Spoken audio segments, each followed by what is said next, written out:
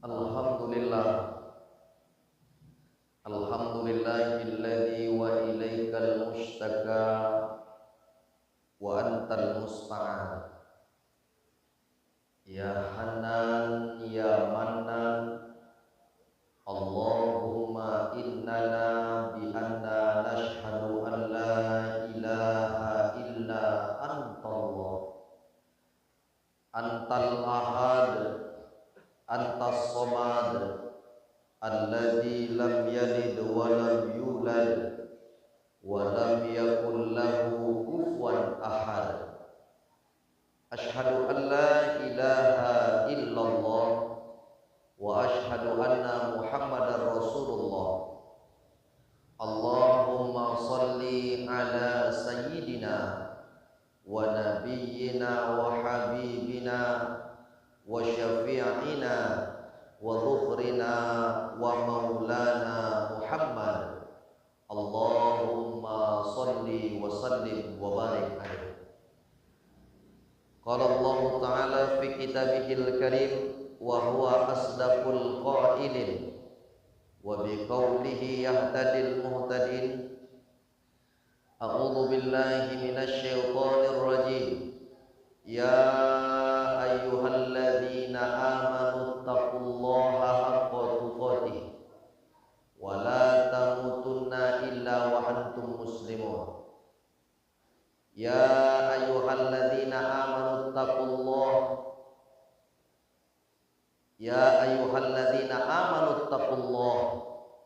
wa la tamutunna illa wa antum muslimun.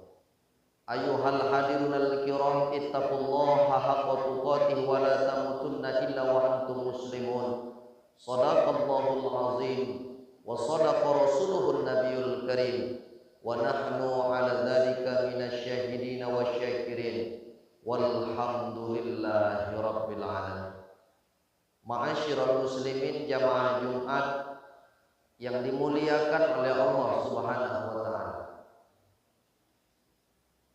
Dari detik berubah menjadi menit, menit pun berubah menjadi jam, jam pun berubah menjadi hari, hari berubah menjadi pekan, pekan itu pula berubah menjadi tahun. Rasa-rasanya baru kemarin kita mengadakan halal bihalal, tetapi hari ini kita sudah berada di bulan Zulqa'dah. Dan hari ini kita berada pada tanggal 10 Zulqa'dah, yang artinya apa? Sebentar lagi kita akan merayakan hari raya kedua setelah Idul Fitri.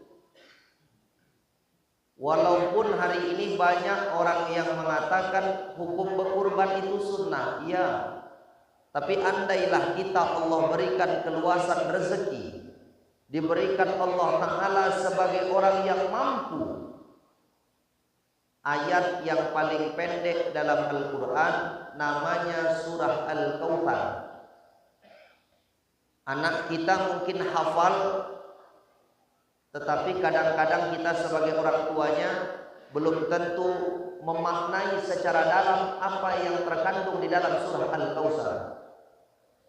Allah firmankan indah, A'udzu billahi minasyaitonir rajim. Inna a'tainakal kautsar.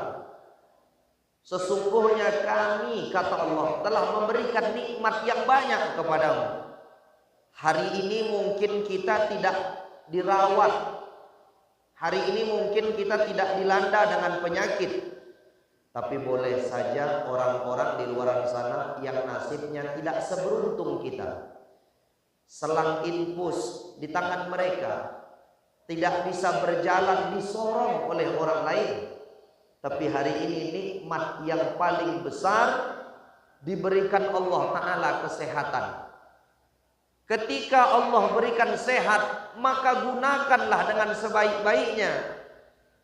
Allah telah memberikan nikmat sehat, Allah telah memberikan nikmat yang banyak.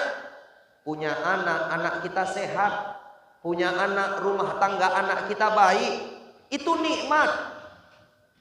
Punya kerjaan yang mungkin orang lain hari ini sedang mencari lamaran pekerjaan, bingung. usahanya nggak ada, tapi hari ini Allah berikan kita pekerjaan. Nikmat Allah besar diberikan kepada kita. Maka Al-Quran mengatakan, wa in ta'uddu nikmatallah la tuhsuha. Jikalau engkau manusia hendak menghitung nikmat yang telah kami berikan, sungguh kalian tidak akan sanggup, kata Allah.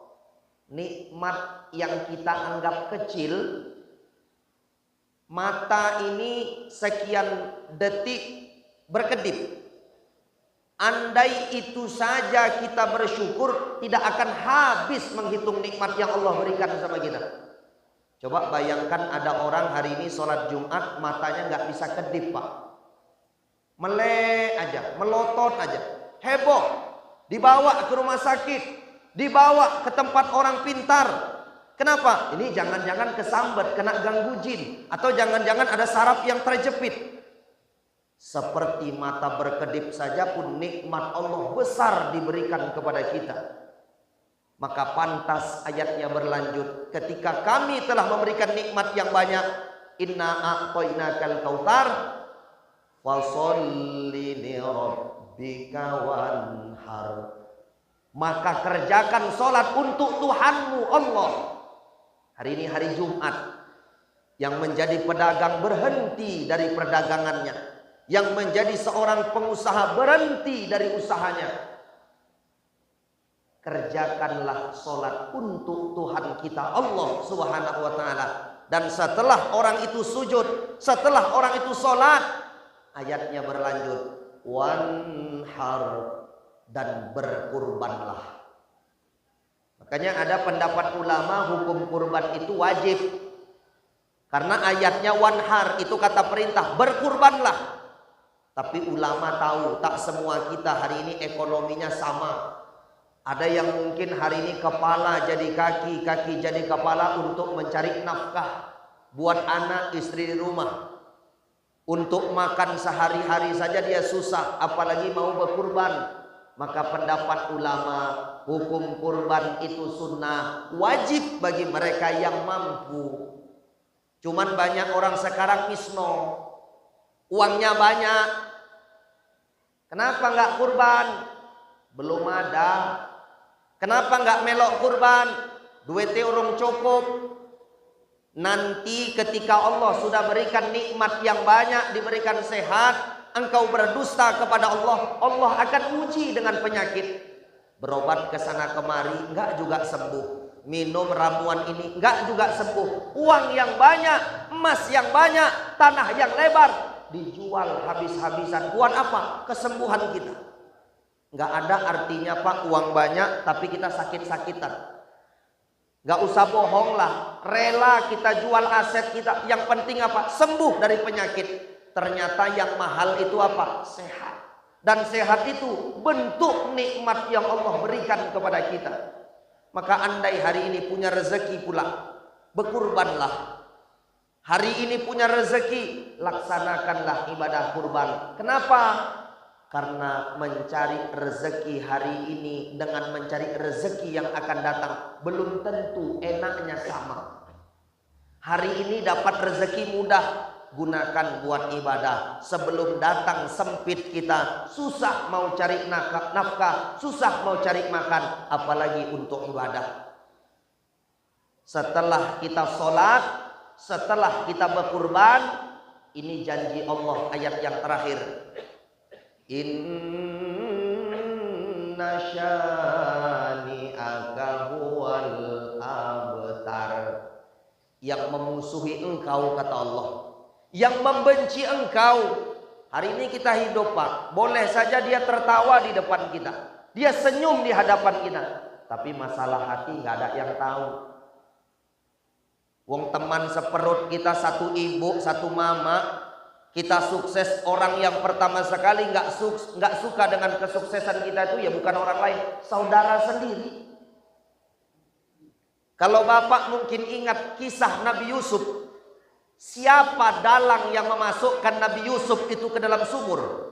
Siapa yang meninggalkan Yusuf di dalam hutan lalu mengadu kepada ayahnya, "Ya, Yusuf dimakan serigala. Yusuf dimakan binatang buas. Ayahnya Nabi Yakub namanya buta karena menangis saja rindu dengan Yusuf. Yusuf itu adalah anak kesayangan Nabi Yakub. Dan luar biasanya dalang daripada pembunuhan dan ingin melakukan pembuangan itu bukan orang lain, saudara sendiri Nabi Yusuf yang ingin membuangnya ke dalam hutan, yang ingin memasukkannya ke dalam sumur. Maka kalau hari ini ada orang yang paling benci dengan kita, bukan orang lain, saudara sendiri. Masalah hati kita tidak pernah tahu, tapi cukup ingat syaratnya dua, kata Allah. Kau sholat kepada Tuhanmu Allah, kau berkurban di hari raya haji. Inna syani'aka huwal abtar, yang benci kepada engkau, yang memusuhi engkau akan binasa. Itu janji Allah. Maka kalau hari ini Bapak mau menghancurkan musuh-musuh kita, tak perlu datang ke dukun, tak perlu datang ke pokok kayu rindang, dikasih minum, dikasih makan, kita sembah pokok kayu, tak perlu. Cukup syaratnya dua, kata agama. Kau sholat hari Jumat, kau sholat 5 waktu, dan ketika hari raya kurban datang, hai yang mobilnya mengkilat, hai yang rumahnya bertingkat, uang berlipat, istri anak cantik memikat, berkurban. Agar apa? Engkau selamat. Kalau tidak engkau mau berkurban, maka Nabi mengancam kita. Apa kata Nabi? Man kana lahu sa'atan walam yudahhi fala yaqrabanna musallana. Siapa yang hari ini punya rezeki, punya keluasan, uangnya ada, hidupnya mewah, tapi enggan juga untuk berkurban, Nabi melarangnya. Fala yaqrabanna musallana. Jangan kalian dekat tempat sholat kami, jangan kalian coba dekat-dekat dengan tempat ibadah kami. Nabi marah. Ada orang yang kaya tapi tak mau mereka melaksanakan kurban untuk Allah Subhanahu wa ta'ala. Menghitung hari itu hanya sebentar. Hari ini kita merasa duduk sholat Jumat, tak terasa pulang sholat Jumat, duduk-duduk, datang waktu asar. Setelah asar maghrib, setelah maghrib isya, tidur. Setelah tidur bangun lagi subuh. Waktu begitu cepat berlalu. Tapi andai diisi dengan kebaikan-kebaikan amal soleh, inilah nanti orang yang kata Nabi, yang dipanjangkan umurnya, baik pula perbuatannya. Tapi orang yang jelek, yang dipanjangkan umurnya tapi diisi dengan keingkaran, dengan kemaksiatan kepada Allah. Kita tak mau Pak pulang tidak membawa apa-apa. Kita ingin pulang membawa yang namanya amal kebaikan, karena harta itu akan tinggal. Tanah yang banyak akan tinggal. Kalau tak percaya harta yang banyak itu akan tinggal, lihatlah siapa orang yang paling kaya di republik ini mati membawa hartanya masuk ke dalam kubur. Tak ada satupun orang yang mati membawa hartanya. Semua harta itu tinggal. Tapi harta itu bisa dibawa kepada orang yang telah mati. Dengan cara apa? Andai datang hari raya kurban, dia mau berkurban dengan hartanya, daging kurban itu nanti dibagi atas 3. Pertama untuk orang yang berkurban, yang kedua untuk fakir miskin, yang ketiga untuk jiran tetangga. Mereka dibagikan 1/3 dari binatang kurban itu. Dibagilah binatang kurban itu, dapatlah beratnya 90 kilo, dibagi akan 3. Untuk yang berkurban 1/3, fakir miskin 1/3, dan untuk jiran handai tolan 1/3. Orang yang mau berkurban menyembelih hewan ternak, kambing, domba, sapi dan semacamnya, inilah nanti yang akan menolong di hadapan Allah. Harta yang kata orang bilang tidak bisa dibawa mati, benar. Harta yang dia sia-siakan untuk keduniaannya. Tapi andai harta itu dia masukkan untuk mengabdi kepada agama Allah, percayalah harta itu akan datang dengan tanduknya. Makanya kalau orang tua dulu bilang, riko kurban, nanti nang akhirat hewan kurban itu jadi kendaraannya kita. Itu pesan orang tua dulu. Kambing, nanti Riko numpak kambing. Kerbau, sapi, nanti numpak sapi. Kenapa? Motivasi orang tua zaman dulu supaya anak-anaknya, keluarganya mau melaksanakan kurban. Kalau dibilang-bilang musim-musiman Pak, dulu musim batu akik, semua orang demam batu akik. Sampai orang datang ke kuburan bukan ziarah, bawa senter, dicari batu-batu yang ada urat-uratnya, diambil dijadikan batu. Demam batu akik, sibuk buat batu. Yang nggak punya duit cari batu, yang punya duit beli batu. Batu kecubung, batu urat, batu merah delima, macam-macam. Berapa harganya? Mulai dari ratusan ribu sampai jutaan rupiah. Itu pun dibeli. Musim nanti burung, semua orang demam burung. Beli burung, burung murai, burung jalak, semua macam burung dibeli. Sangkarnya saja udah ratusan ribu, jutaan. Habis uang keluar, belum makanannya. Musim mancing, semua orang beli joran. Mancing nggak tanggung, penuh bagan kuala. Cari ikan, dapat nggak dapat, yang penting hobi disalurkan. Musim pancing beli joran, musim burung beli sangkar burung, musim batu beli batu. Tapi giliran musim hari raya Haji, cukup beli panggangan sama beli arang, nunggu dapat kupon dari masjid. Kalau dibalik mindsetnya musim hari raya Haji, sum-suman dikutip oleh panitia. Kalau dari rumah ke rumah kita ngutip, ada orang yang ditugaskan, gak usah banyak-banyak, 10.000 aja sehari. Bapak hari ini mau kerja harus berasap dulu. Kalau tak berasap tak bisa bekerja.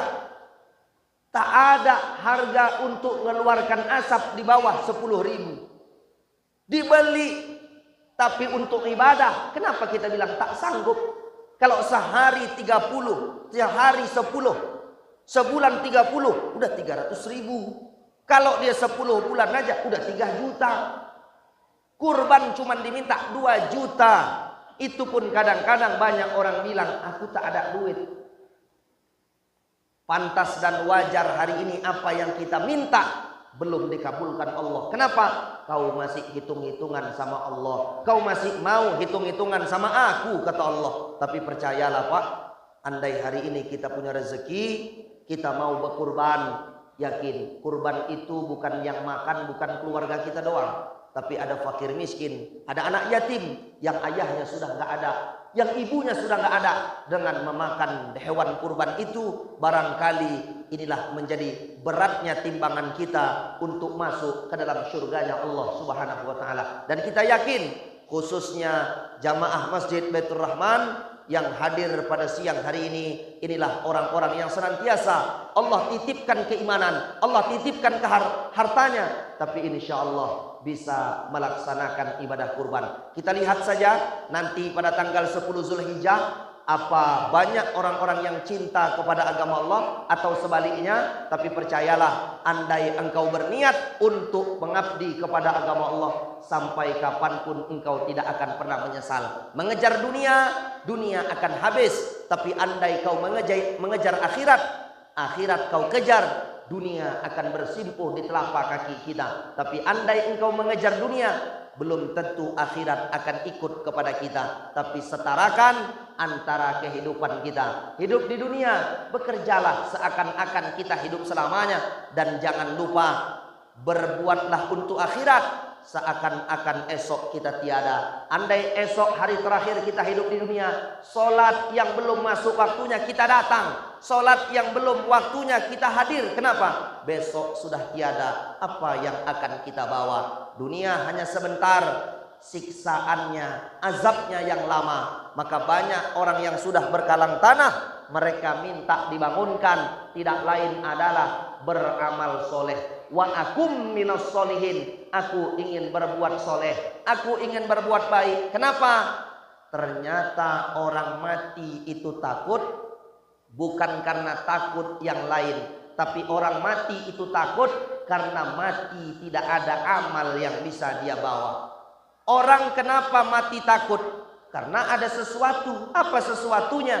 Tak ada yang dia bawa. Bapak mau pulang kampung semalam mudik, tak berani pulang kampung. Kenapa? Uang tak di tangan, mobil masih merental, tak ada uang THR, tak berani kita balik kampung. Tapi kalau saku kiri kanan penuh, uang di dalam tas banyak, anak istri semua sudah dipenuhi, siapa yang tak berani mau pulang kampung? Semua kita akan pasti pulang kampung. Dan kita kampung yang sebenarnya bukan kampung dunia. Kampung sebenarnya itu adalah kampung akhirat. Hari ini satu persatu giliran mereka dipanggil Allah. Esok lusa kita yang akan juga dipanggil. Kalau orang bilang mati nunggu sakit, berapa banyak orang berangkat kerja sehat pulang tapi tinggal mayat. Mati itu nggak harus nunggu sakit. Ada juga yang mati tapi tidak ada tanda-tanda, tidak ada dia mengabarkan dengan istrinya, tetapi begitulah kematian datang bagi siapa saja ketika ajalnya telah sampai kepadanya. Tapi kita bermohon kepada Allah, mudah-mudahan di bulan Zulqa'dah ini Allah titipkan iman, dan iman inilah yang membuat tergerak dengan harta kita untuk bisa melaksanakan ibadah kurban di masjid yang kita cintai ini. Amin ya rabbal alamin. Barakallah li wa lakum fil Qur'anil azim wa nafa'ani wa iyyakum bima fihi minal ayati wa zikril hakim wa taqabbala minni wa minkum tilawatahu innahu huwal ghafurur rahim.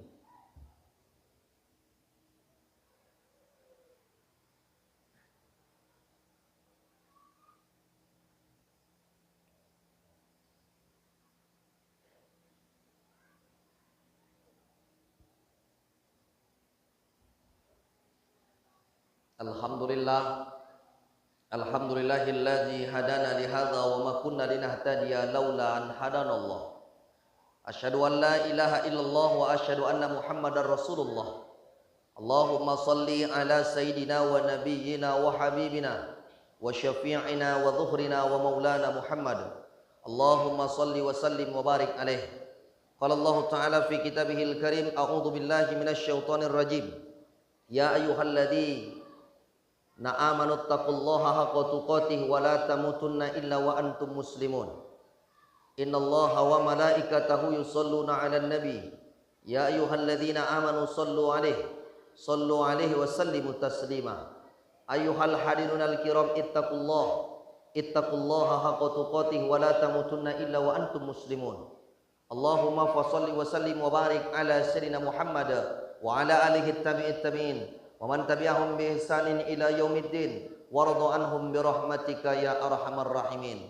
Allahumma ighfir lil muslimina wal muslimat wal mu'minina wal mu'minat al ahya'i minhum wal amwat innaka ala kulli syai'in qadir. Allahumma la sahla illa ma ja'altahu sahla wa anta taj'alul hazna idza syi'ta sahla. Sahil umurana wa umura innaka ala kulli syai'in qadir. Khususan ya Allah ila jama'atina jamaah salatul jum'ah fi masjid Baitur Rahman, fi masjid Baitur Rahman, innaka ala kulli syai'in qadir. Rabbana atina fid dunya hasanah wa fil akhirati hasanah wa qina adzabannar. Walhamdulillahi rabbil alamin. Ibadallah, innallaha ya'muru bil adli wal ihsan wa ita'i dzil qurba wa yanha 'anil fahsya'i wal munkari wal baghi ya'idukum la'allakum tadhakkarun. Fadhkurullahal adzim yazkurkum was'aluhu min fadli yu'tikum wad'u yastajib lakum wa la zikrullahi akbar. Aqimus shalah.